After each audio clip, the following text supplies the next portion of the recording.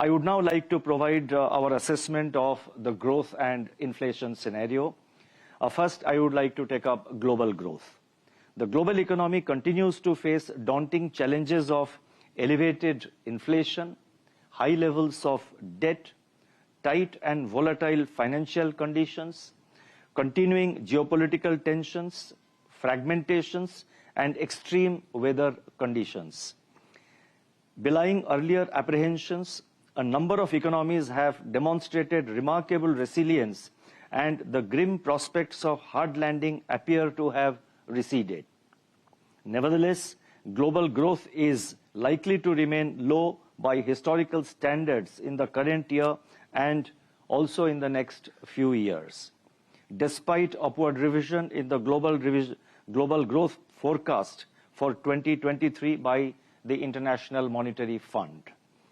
World merchandise trade volume growth is projected by the WTO to decelerate from 2.7% in 2022 to 1.7% in 2023. Headline inflation is easing unevenly across countries and remains above the target in major economies. While the pace of monetary tightening has been scaled down, policy rates could stay higher for longer.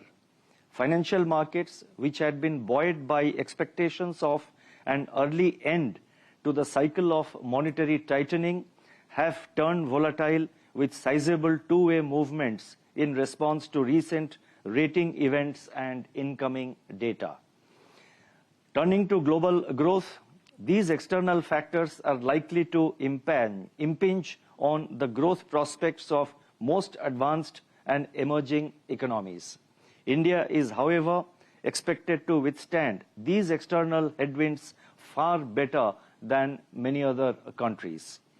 The momentum of overall economic activity in India continues to be positive. On the supply side, crop sowing has picked up with steady progress in the southwest monsoon. The temporal and spatial distribution of monsoon has, however, been uneven.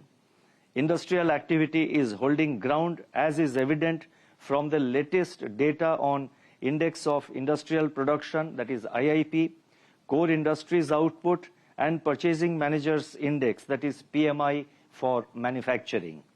Buoyant services activity is reflected in healthy expansion in e-way bills, toll collections, railway freight, and a sharp jump in services PMI. On the other hand, commercial vehicle sales and domestic air cargo traffic contracted during Q1 of the current financial year. Aggregate demand conditions continue to be buoyant. Among urban demand indicators, domestic air passenger traffic, passenger vehicle sales, and households credit are exhibiting sustained growth. In the case of rural demand, tractor and fertilizer sales improved in June, while two-wheeler sales moderated. High growth in agricultural credit and improving sales volume of major fast-moving consumer goods, that is FMCG companies, suggest incipient recovery in rural demand, which will be reinforced by improving Kharif prospects. So what I have done under growth is that first I highlighted about the supply conditions, the supply side factors. Then I have highlighted the aggregate demand conditions consisting of both rural and urban demand. And let me now turn to investment activity. Investment activity gained further steam on the back of government capital expenditure, rising business optimism, and revival in private capex in certain key sectors.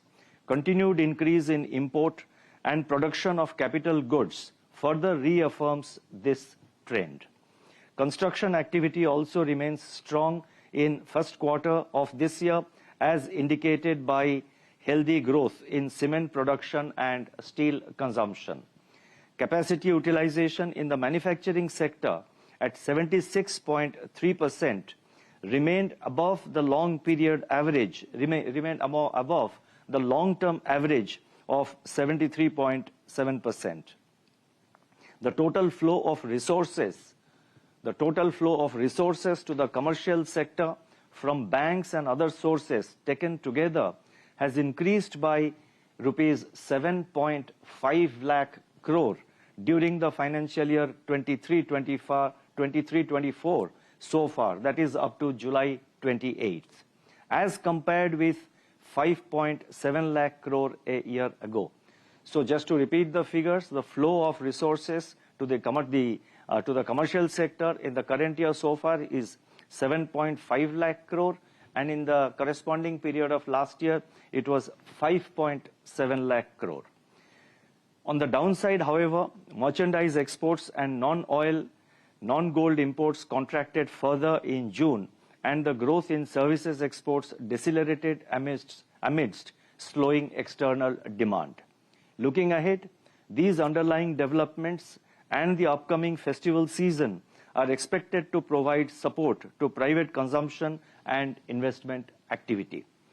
The spillovers emanating from weak external demand and protracted geopolitical tensions, however, pose risks to this outlook.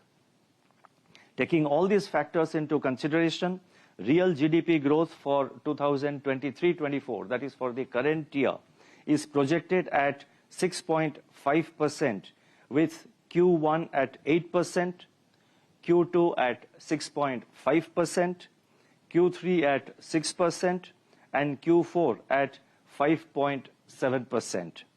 Real GDP growth for Q1 of next financial year, that is 24-25, is projected at 6.6%.